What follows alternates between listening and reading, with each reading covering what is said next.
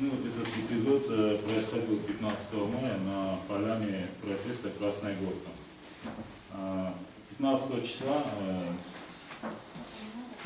поляну протеста совместно с Сибаном проводили там общий сбор людей, групп, и на котором мы хотели донести до людей, что на сегодняшний день вот эти слухи о том, якобы, что Красную Горку будут ломать, что сюда должны покинуть силы, ОМОН, Беркут, тяжелую технику, что это все является обычной ложью. В доказательство этого, мы как бы уже сталкивались с этими моментами в своей практике, что должно быть какое-то решение суда, что должны прийти сначала судисполнители, есть какая-то процедура. Да? И вот эти слухи, которые людей сбивали с толку, там вводили в какое-то заблуждение, мы решили провести собрание. На это собрание пришли посторонние совершенно люди, которые не являются участниками полян протеста.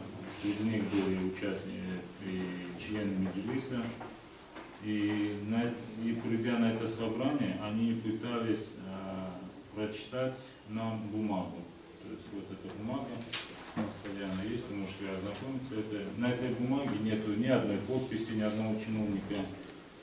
Какая-то непонятная печать, наложенная путем ксерокса, и чисто фальсифицированная бумага.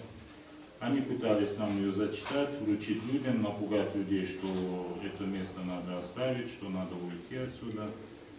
И Энвер Джамалидинов, заместитель председателя Рескомнации, он пытался ее... Рескомземля, извиняюсь. Пытался зачитать и затем вручил эту бумагу участникам полян протеста, вернее Тулику. На ней четко видно, что наложена ксерокопия, как я вам говорил. И на сегодняшний день действия Меджлиса, вы можете войти на сайт, там полностью видеоматериал у нас выставлен. Да, как это все происходило, какими они методами пытались там воздействовать на участников, как они пытались навязать им свой этот. И старшие Красной Горки, старшие Стрелковы там четко сказали, что они готовы садиться за стол переговоров с представителями власти, но они не нуждаются в том, чтобы здесь между ними и властью были посредники, и решить этот конфликт. Кому выгодно разжигание конфликта в ситуации в Симферополе? И почему представители Меджлиса активно участвуют в разжигании противостояния между народом и властью, не гнушаясь использовать для этого подделку муниципального документа? В конце концов, почему молчит прокуратура, почему молчит правоохранительные органы? И мы будем этот документ подавать в соответствующие органы. Без всякого заявления от властей, без всякого пресс-центра ихнего, Меджлис выставляет вот такие документы. Я поподробнее расскажу об этом документе. Во время проведения этого собрания эту бумагу вынес на общественное обсуждение Энвер Джамалидинов, заместитель председателя Рескомзема. Сказал, что он хочет зачитать решение исполкома. На данной бумаге написано, что это проект решения. Далее, на оборотной стороне нет ни одной подписи, как вы сами можете это видеть.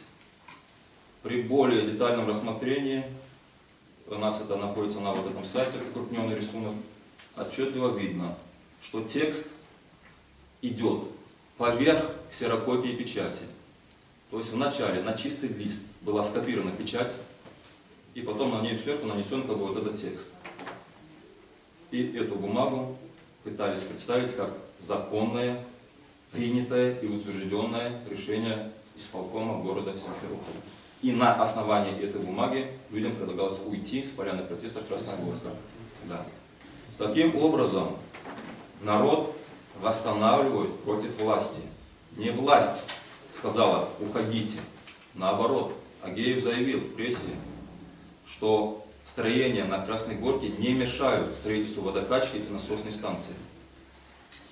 Но через 2 дня Меджлис приходит с этой бумагой на Красную Горку и говорит: власть вас выгоняет, вот решение власти. Какое отношение народа будет после этого к властям? Какое отношение вот после нашей пресс-конференции, где вы раскроете людям глаза, будет к Меджлису? Пусть люди делают выводы. Мы не говорим тот плох, тот хорош. Мы показываем факты. Факт подделки документов и факт мошенничества с этими документами.